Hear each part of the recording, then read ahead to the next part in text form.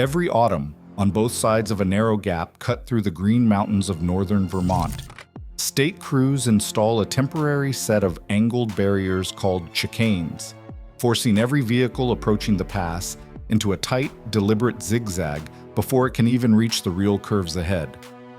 The barriers exist for one reason: to physically stop something a sign alone has never been able to stop. If you're new here, subscribe before you keep going, because this channel exists to walk through roads exactly like this one, the ones most people will never drive, but that quietly decide who comes home and who does not. The road in question is Vermont Route 108, through a mountain pass called Smugglers Notch, connecting the town of Stowe to the village of Jeffersonville in Cambridge. It sits at an elevation of about 2,170 feet, squeezed between Mount Mansfield, the highest peak in Vermont, and the Sterling Range beside it. This video is not about a road that has quietly killed people while no one was watching. It is about something almost the opposite. A road so narrow, so visibly and mathematically incapable of carrying certain vehicles, that the state has spent years building an entire legal and physical system just to keep people from finding that out the hard way, and about how often, even now, that system still fails. The notch itself was carved by glaciers, leaving behind a landscape strewn with massive boulders, some of them the size of small houses, wedged along both sides of the roadway as it climbs and twists through the gap. The name comes from the early 1800s, when the Embargo Act of 1807 banned American trade with Britain and its territories, including Canada, and Vermont farmers and merchants used the remote, difficult terrain of the Notch to smuggle goods and livestock across the border anyway. During Prohibition more than a century later, the same terrain served the same purpose again, moving liquor south from Quebec through a gap that was, by design, almost impossible for any kind of law enforcement to easily patrol. The road through the Notch was not upgraded for automobile traffic until 1922, and even then, engineers built around the boulders rather than through them, leaving a corridor that narrows in places to a single lane with blind hairpin turns on both sides. That geometry is the entire story of this road's danger, and unlike a lot of the locations covered on this channel, the danger here is not hidden or disputed. It is measured, legislated, and repeated publicly almost every year. Vermont state law, specifically Title 23, Section 1006B of the Vermont Statutes Annotated, prohibits any single vehicle longer than 40 feet, or any combination vehicle with a trailer longer than 45 feet, from driving through the Smugglers Notch segment of Route 108 at all. The Vermont Agency of Transportation has posted electronic message boards in both English and French at both approaches to the pass, warning drivers of the length restriction well before they reach the boulders. None of it fully works. Drivers, most often commercial truckers relying on GPS systems that route them onto the shortest path without accounting for the legal restriction, continue to attempt the pass every single year, and when their vehicles jackknife or wedge between the rock walls, the entire road shuts down until a tow crew can extract them, sometimes for hours at a time. State transportation officials use a specific term for this: a stuckage. It happens often enough that it has its own vocabulary. Through most of the 2010s, the Notch recorded double-digit stuckages in a single season, trucks and tour buses becoming physically lodged between boulders on curves too tight for their length, no matter how skilled or careful the driver behind the wheel. Vermont law now imposes fines starting at $1,000 for driving a prohibited vehicle through the pass at all, rising past $4,000 for a second offense within 3 years, with penalties falling on the vehicle's operator if driving for personal reasons, or on the employer if the vehicle was being driven for commercial work.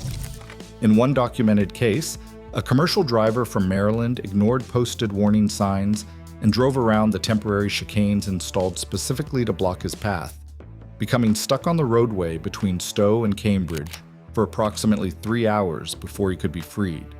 He was issued a traffic ticket and the company that employed him was issued a separate citation under the state's specific notch driving regulation.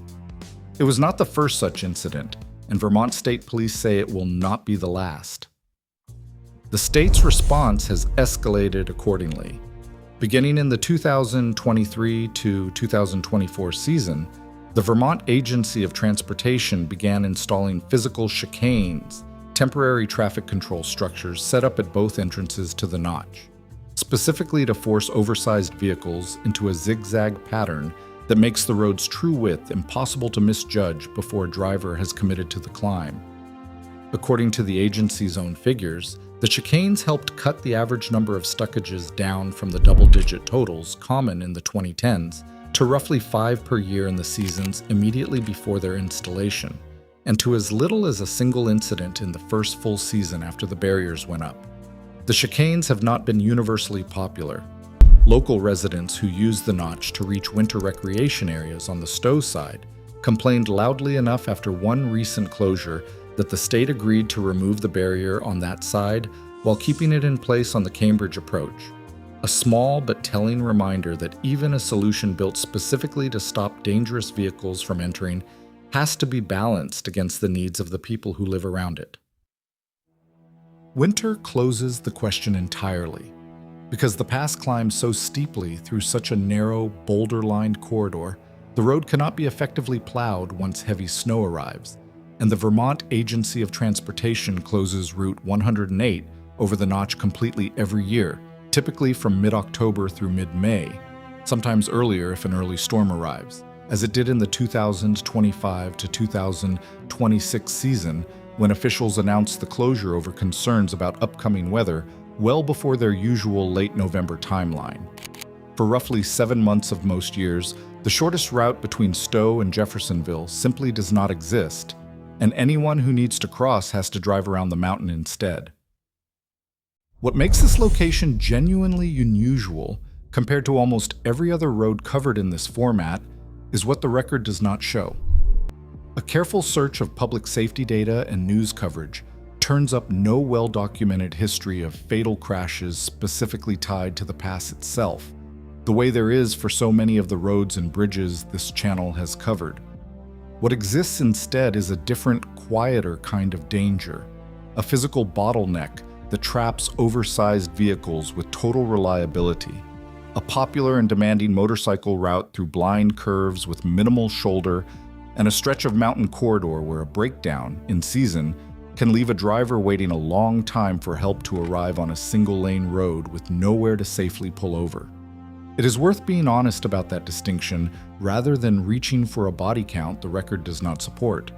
Not every dangerous road on this continent has already killed people in ways anyone has documented. Some of them are dangerous in a more mechanical, more preventable sense, and Smugglers Notch is the clearest example of that difference this channel has covered so far. That is, in its own way, the more interesting story. This is a place where the state has done almost everything short of physically closing the gap in summer.